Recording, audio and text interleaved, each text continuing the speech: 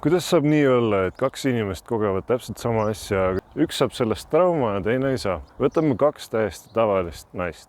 Nad kogevad mõlemad sama asja, neil on vägivaldne isa, kasvavad suureks ja üks tuleb sellest välja täiesti normaalse ja tavalisena ja teine saab endale sellest trauma. Kuidas see võimalik on? Ühel juhul inimene saab aru, tema isa on lihtsalt vägivaldne ja ta ongi selline ja mehed ongi siuksed munnid. Ja teisel juhul see naine vaatab mingisugust operasaadet ja saab aru, et see on vägistamine ja see, mis temaga toimub, see on absoluutselt väär ja see muutub selliseks isiklikuks. See sündmus ei keele enam selle ümber, et isa on miski, vaid nüüd see on isiklik. Temaga juhtus midagi, temaga tehti midagi. Ja nüüd tänapäeva kultuuris teraapia ongi see, et me ei saa muuta mineviku sündmusi, me ei saa neid mitte kuidagi ära kaotada. Me üritame siis mineviku sündmusi taas külastada, ümber mõtestada, et see siis meile enam selliselt ei mõjuks.